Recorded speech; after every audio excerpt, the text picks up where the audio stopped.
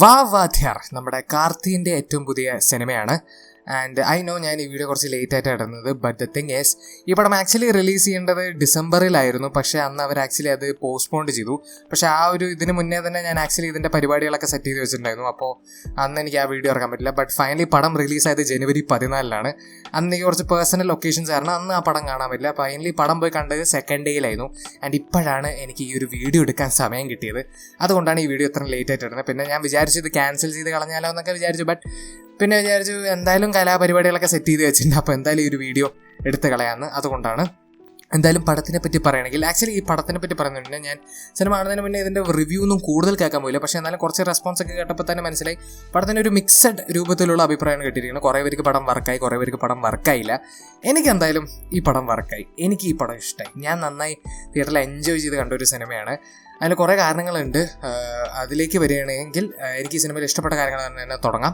ആദ്യം തന്നെ നമുക്ക് ഈ പടത്തിൻ്റെ അവസാനത്തെ 20 മിനിറ്റിന് പറഞ്ഞു തുടങ്ങാം. ഓ മൈ ഗോഡ്, എനിക്ക് ഈ പടത്തിൻ്റെ അവസാനത്തെ 20 മിനിറ്റ് കിഡിലെന്നെ തോന്നി. അടിപൊളിയായിരുന്നു. എനിക്ക് എന്താണെന്നല്ല, ആ ഒരു ഫൈറ്റ് സീനാണെങ്കിലും അതിന് ശേഷമുള്ള ആ എൻഡിങ് പരിപാടികളൊക്കെ ആണെങ്കിലും ശരിക്കും എനിക്ക് നന്നായി രോമാഞ്ചം അടിച്ചു. അവസാനത്തെ 20 മിനിറ്റിലാണ് എനിക്ക് ആ ഒരു ഹൈ ഉണ്ടല്ലോ, അതെനിക്ക് ശരിക്കും ഈ പടത്തിൽ ഫീൽ ചെയ്തത്. അതിൽ കുറേ കാര്യങ്ങളുണ്ട്. ആദ്യത്തെ കാര്യം പറയുകയാണെങ്കിൽ പെർഫോമൻസസ്. ഈ പടത്തിൻ്റെ ഓവറോൾ പെർഫോമൻസിനെ പറ്റി എന്തായാലും നമുക്ക് പറയാം. പെർഫോമൻസ് വൈസ് എല്ലാവരും കിടിലൻ പെർഫോമൻസ് ആയിരുന്നു. ഐ തിങ്ക് ഇതൊരു പക്ക ഒരു ഓവർ ദ ടോപ്പ് പടമാണ് കേട്ടോ. അഥവാ കുറച്ചൊരു എക്സെൻട്രിക് ആയിട്ടുള്ള ഒരു പരിപാടിയാണ് ഈ പടത്തിൽ മൊത്തത്തിൽ. ആൻഡ് ഒരു കൈൻഡ് ഓഫ് ഒരു അൺസീരിയസ് വൈബിലാണ് പടം മൊത്തം പോണത്. അഥവാ എവിടെയും കൂടുതൽ സീരിയസ് ആയിട്ട് ഈ പടം എടുക്കുന്നില്ല അതിനെ തന്നെ. അപ്പോൾ അങ്ങനത്തെ ഒരു സിനിമയുടെ പ്രശ്നം എന്താ പറഞ്ഞാൽ, പെർഫോമൻസസ് ഭയങ്കര ഇമ്പോർട്ടൻ്റ് ആണ്. പെർഫോമൻസ് ഇങ്ങനത്തെ സിനിമകളിൽ വരെ എൻ്റെ ഒരു പേഴ്സണൽ ഒപ്പീനിയൻ ഒരു മീറ്റർ ഉണ്ട്. ആ മീറ്റർ കടന്നു പോയി കഴിഞ്ഞാൽ അയ്യേ എന്നുള്ളൊരു വൈബ് നമുക്ക് കിട്ടും. പക്ഷേ ഇവിടെ എല്ലാ പെർഫോമൻസും ആ മീറ്റർ നന്നായി പിടിച്ചിട്ട് നല്ല കിഡിലൻ ആടിപ്പൊളി പെർഫോമൻസ് തന്നെയാണ്. അതിപ്പോൾ കാർത്തി ആണെങ്കിലും കൃതി ഷെട്ടി ആണെങ്കിലും നമ്മുടെ സത്യരാജ് ആണെങ്കിലും എല്ലാവരും കിടിലൻ പെർഫോമൻസ് ആയിരുന്നു. അതുപോലെ തന്നെ എടുത്തു പറയേണ്ട അടുത്താണ് നമ്മുടെ ടെക്നിക്കൽ ആസ്പെക്ട്സ്. മേക്കിങ്ങിലേക്ക് വരുമ്പോൾ പടത്തിൽ ചില ഷോട്ടുകളുണ്ട് വേറെ ലെവലായിട്ടുണ്ട്. അഥവാ കളർ ഗ്രേഡിങ് വർക്കൊക്കെ അടിപൊളിയാണ് കേട്ടോ. അഥവാ ഈ പടത്തിൻ്റെ ആ ഒരു ടോണിനോട് സെറ്റ് ആവുന്ന രീതിയിൽ തന്നെയുള്ള ഒരു കളർ ഗ്രേഡിങ് വർക്കാണ് ചെയ്തിരിക്കുന്നത്. അതുപോലെ തന്നെ ഈ പടത്തിലെ ചില ഷോട്ട്സ് ഞാൻ പറഞ്ഞു, ലൈറ്റിംഗ് ഉപയോഗിച്ചിരിക്കുന്ന രീതി, റിഫ്ലക്ഷൻസ് അവർ ഉപയോഗിച്ചിരിക്കുന്ന രീതി അടിപൊളിയായിരുന്നു. ശരിക്കും കിടിലൻ കുറേ ഷോട്ട്സ് ഈ പടത്തിൽ. വിഷ്വലി പടം നല്ല റിച്ച് ആയിരുന്നു. അതുപോലെ തന്നെ എടുത്തു പറയേണ്ടതാണ് ഈ പടത്തിൻ്റെ ഓഡിയോ ഡിപ്പാർട്ട്മെൻറ്റ്. അതിൽ എടുത്തു പറയേണ്ട പേര് നമ്മുടെ സ്വന്തം സന, അല്ലെങ്കിൽ നമ്മുടെ സന്തോഷ് നാരായണൻ അണ്ണൻ. അമ്പോ എന്നാ ബാക്ക്ഗ്രൗണ്ട് മ്യൂസിക്കാണ് മനുഷ്യൻ ക്രിയേറ്റ് ചെയ്ത് വെച്ചിരിക്കുന്നതെന്ന് അറിയാം. അഥവാ ചില സീൻസിലൊക്കെ എപ്പിക് സാധനം, പ്യുവർ എപ്പിക് സാധനം, ബ്രഹ്മാണ്ഡ സാധനം എന്നൊക്കെ നമ്മൾ പറയില്ല, അമ്മാതിരി ലെവൽ BGM ആണ് സാധനമാണ് ഒരുക്കി വെച്ചിരിക്കുന്നത്.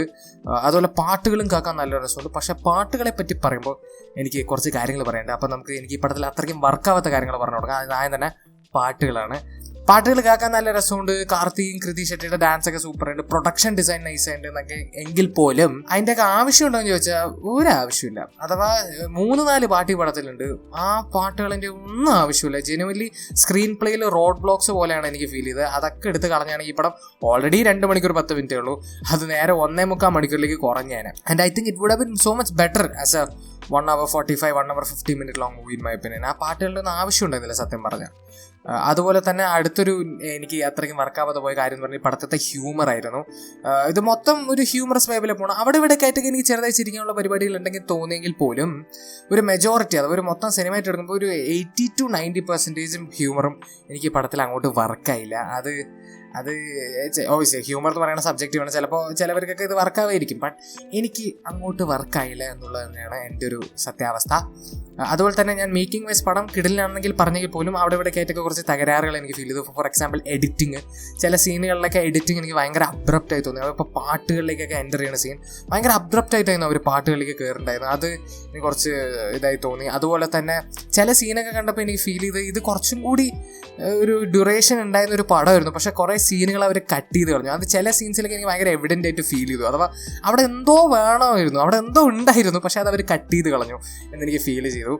അങ്ങനത്തെ കുറച്ച് അബ്രപ്റ്റ് എഡിറ്റിംഗ് പരിപാടികളുണ്ടായിരുന്നു. അതുപോലെ ഗ്രീൻ സ്ക്രീൻ എഫക്ട്സ്, എൻ്റെ പൊന്നോ, ഞാൻ അതിനെപ്പറ്റി പറയാണ്ടിരിക്കുന്നതായിരിക്കും നല്ലത്. ചില കുതിര ഓടിക്കുന്ന സീനൊക്കെ ഉണ്ട്, അതൊക്കെ അടിപൊളി, ഒന്നും പറയാനില്ല. അപ്പോൾ അങ്ങനത്തെ കുറച്ച് തകരാറുകൾ മേക്കിങ്ങിലുണ്ട്. ആൻഡ് മൊത്തത്തിൽ അതുപോലെ എനിക്ക് എടുത്തു പറയേണ്ട ഒരു കാര്യം, ഇവിടെ 2 മണിക്കൂർ 10 മിനിറ്റ് ആണ്.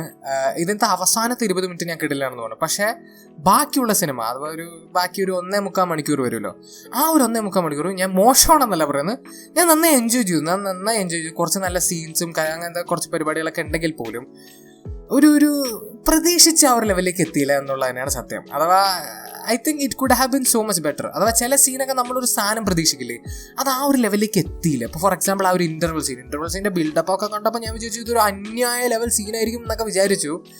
ആൻഡ് ആ ഒരു ലെവലിലേക്ക് എത്തിയില്ല. ഇൻ്റർവൽ സീൻ മോശമാണെന്നല്ല, ഇൻ്റർവൽ സീൻ നല്ല രസമായിരുന്നു. കാർത്തിയുടെ കുറച്ച് പരിപാടികളും മേക്കിംഗ് ആണെങ്കിലും മ്യൂസിക് ആണെങ്കിലും എല്ലാം നൈസായിരുന്നു. പക്ഷേ എന്തോ മിസ്സിങ്, എന്തോ ഒരു കിക്ക് കിട്ടിയില്ല, ആ ഒരു ഹൈ എനിക്ക് ആ ഒരു ഇൻ്റർവൽ സീനിൽ കിട്ടിയില്ല. അങ്ങനത്തെ കുറേ സീനുകൾ ഈ പടത്തിൻ്റെ ആദ്യത്തെ ഒരു 1.25 മണിക്കൂറിലുണ്ട്.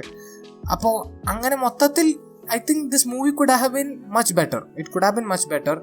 And ചില സീനുകളിലൊന്നും ആ പ്രതീക്ഷ ഒരു ലെവൽ ഓഫ് ഇമ്പാക്റ്റ് ക്രിയേറ്റ് ചെയ്തില്ല. ബട്ട് അറ്റ് എൻ്റെ തന്നെ ഒരു ഓവറോൾ ഔട്ട്പുട്ട് എന്നുള്ള നിലയിൽ ഞാൻ ആക്ച്വലി ഒരുവിധം സാറ്റിസ്ഫൈഡ് തന്നെയാണ് ഞാൻ. കാരണം നന്നായി തിയേറ്ററിൽ എൻജോയ് ചെയ്ത് കണ്ട ഒരു പടമാണ്. അവസാനത്തെ 20 മിനിറ്റൊക്കെ കിടിലായിരുന്നു. അങ്ങനെ തിയേറ്ററിൽ നിന്ന് ഇറങ്ങുമ്പോൾ ഞാൻ നന്നായി എൻജോയ് ചെയ്തൊരു തിയേറ്ററിക്കൽ എക്സ്പീരിയൻസ് ആയിരുന്നു വാവാത്തിയാർ. എനിക്കൊരു കിടിലൻ തിയേറ്ററിക്കൽ എക്സ്പീരിയൻസ് തന്ന സിനിമയായിരുന്നു വാവാത്തിയാർ.